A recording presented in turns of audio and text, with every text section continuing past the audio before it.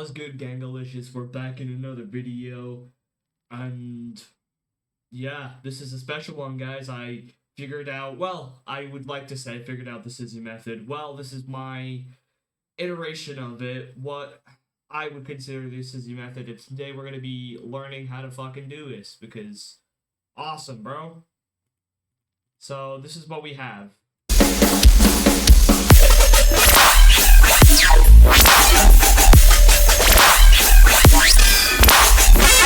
So that's what we're going to be learning today. Let's jump right in.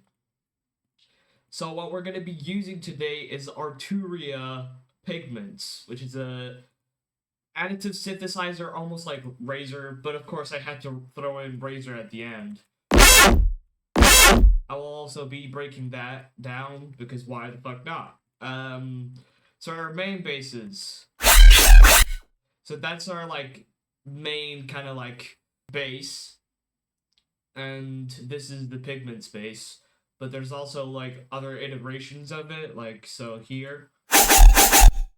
Just a little different version. A different version which I had put in effects on it. And then this fast one. Whatever. Let's get into it. Okay, so the first one I want to, like, break down is this one. Because here's where I did the most. And I'll turn off all the processing and then show you the patch inside Arturia Pigments. So the patch is super easy. Just format triangle this wavetable. And I'm automating the position with what would be LFO and the envelope, which I'm also doing the same with the frequency on this cones filter. So all this is just a harmonic transient here, scrolling through the position so I can get, like, the transient out,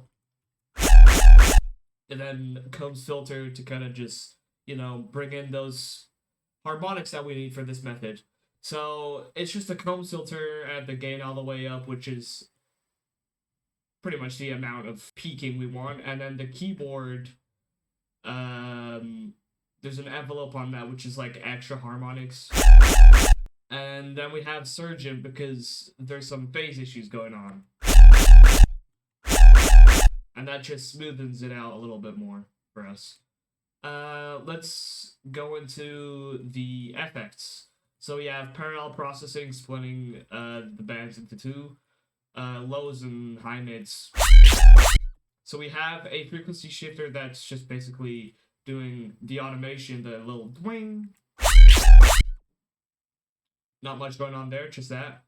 And yeah, we just have it split so we can control the highs more with the frequency shifter. And then we have what seems to be erosion, but I don't think we're using it.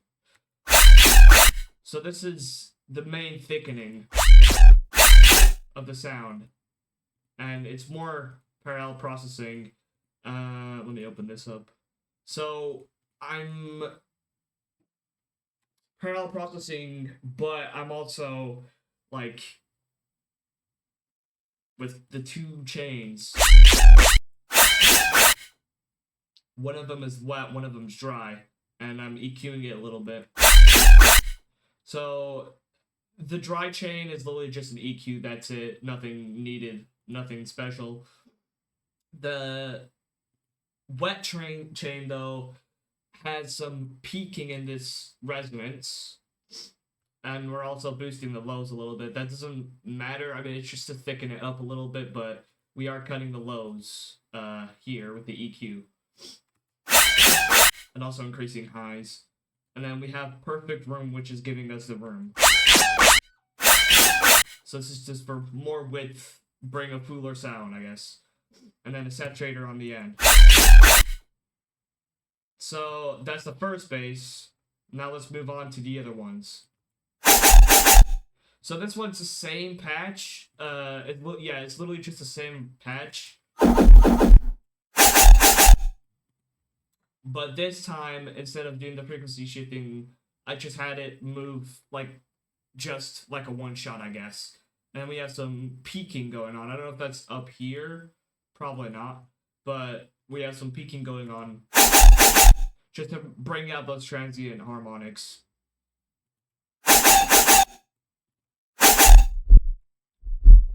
So we have parallel processing, just your normal shit. Not really touching the frequency shifter a lot, nothing, literally nothing. And we have pretty much the same processing going on as before. Yeah, so it's the same processing, just different patch, I guess. I thought it was different. I thought it wasn't different, but it's slightly different from what we have here. And that should be just the general, like, comb filter nonsense.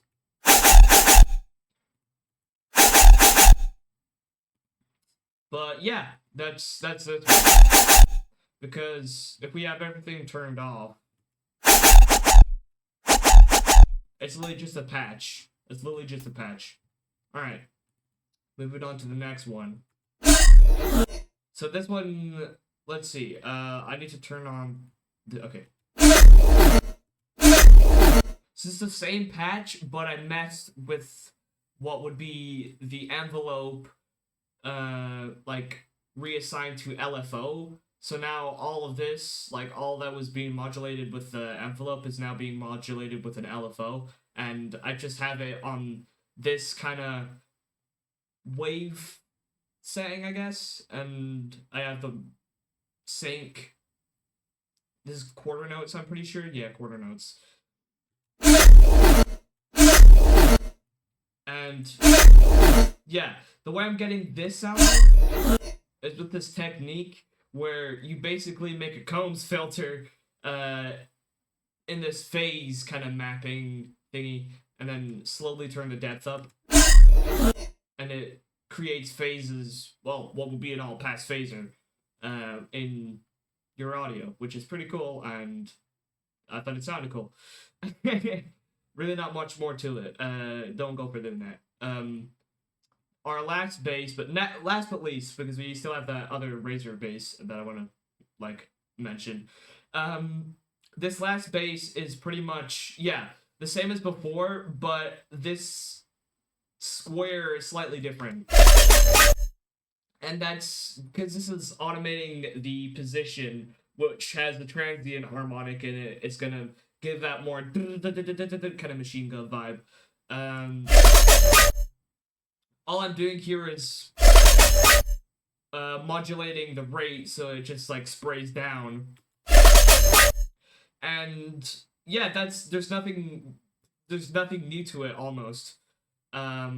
This is a different wavetable though. This is definitely a different wavetable. I just realized that. We have Valhalla. So the only thing that I changed here was I added a Valhalla frequency. It's kind of like a ring mod, I guess. But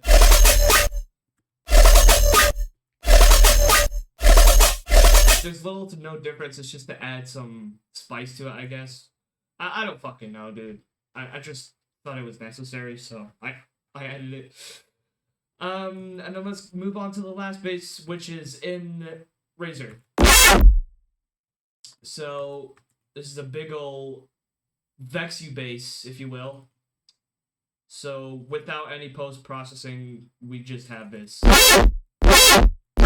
Which is already a good, like, very nice sounding, like, structure. We're using numbered pitch bend, of course. And we're using string dissonant, stiff string, which is giving us that, like, phase, kind of like disperse. It's barely audible. I don't know what to say about it. It's barely audible. Resonant reverb for width, and then okay, now it should be. That's what I meant by, like, all pass phase, like disperse. We have a limiter just to crank it up. And I have the LFO automating the offset.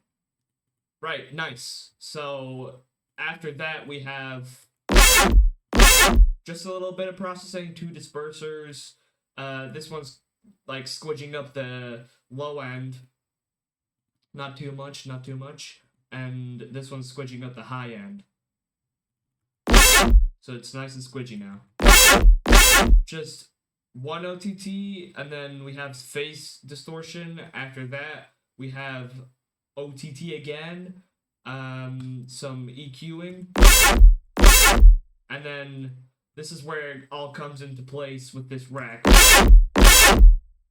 It's shaper table. This is very useful for basses that like lack distortion, I guess. Just how to safely saturate your basses. I have shaper table, which is already going to give it like different distortions because it's a wave shaper, pretty much. Mix onto 50%. We don't want too much. We don't want too less of a sound. Drive up to 0 decibels, so almost no drive going on, and then I have to bias all the way down, smoothing up to 5. I think that's default, and then the DC filter is off. Very important. And then we have a saturator, mix all the way up, no fuzz, just a little bit of drive, just to give that thickness. And then we have saturation, with the drive up to almost nothing, just 0.69. I fucked that up, whatever. A little bit of bias at 29%. Can you please stop double clicking? Thank you. Oh my.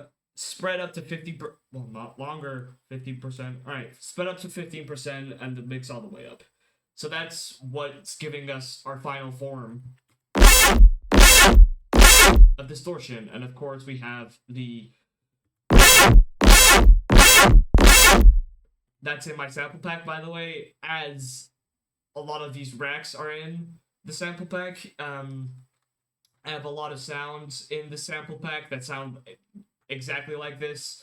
I would appreciate if you could like give a look, you know, maybe cop a few packs. I don't know, they're cheap and I'm trying to make a living situation as my dad lost his job, and yeah, I would really appreciate some help. It goes a long way. I hope you enjoyed this video though. This was supposed to be a short video, and this demo did take final cut in one of my new songs called K-Hole, which is now up on SoundCloud officially. I will be distributing that soon. And yeah, I hope you guys enjoyed this video. I did enjoy making it myself. Keep recommending new artists in the comments for me to replicate their sound and drop a tutorial on. I really appreciate that as well. Yeah, see ya in the next one.